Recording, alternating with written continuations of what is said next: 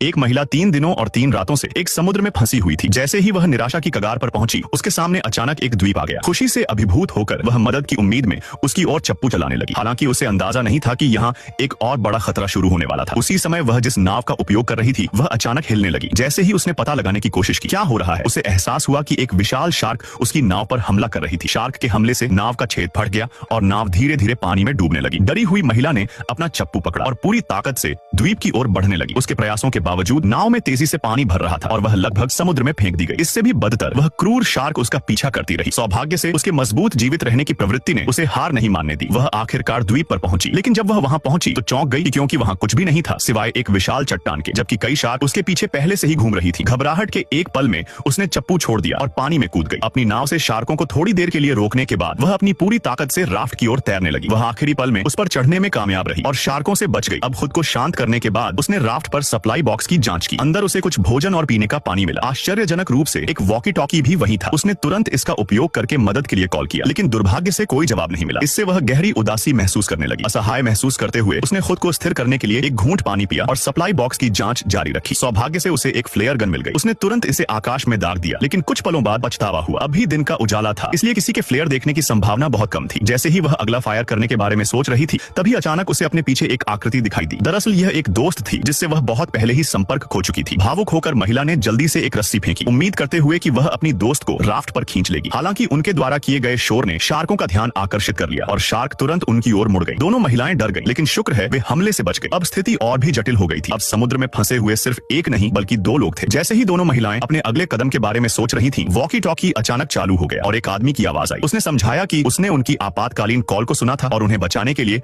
उनकी जगह पर आ रहा है। महिलाओं को तुरंत राहत महसूस हुई और उम्मीद की एक किरण दिखाई दी। अप्रत्याशित रूप से शार्कों के बारे में जानने के बाद पुरुषों ने महिलाओं को तुरंत बचाने के बजाय पहले उनसे सामना करने का फैसला किया। महिलाओं ने खतरे का एहसास होने पर उन्हें चेतावनी देने की कोशिश की, लेकिन तब तक बहुत देर हो चुकी थी। एक विशाल ग्रेट व्हाइट शार्क ने अचानक उनकी नाव पर टक्कर मारी। पुरुषों में से एक ने अपना संतुलन खो दिया और सीधे समुद्र में गिर गया। उसके साथी ने उसे मदद करने के लिए हाथ बढ़ाया, लेकिन एक शार्क ने पानी से उछलकर उसकी बांह को साफ काट लिया, जिससे उसने अपना संतुलन खो दिया और वह भी महासागर में गिर गया। अंत में शार्कों ने दोनों पुरुषों को जल्दी से खा लिया और लड़कियों का एकमात्र बचने का मौका हाथ से चला गया।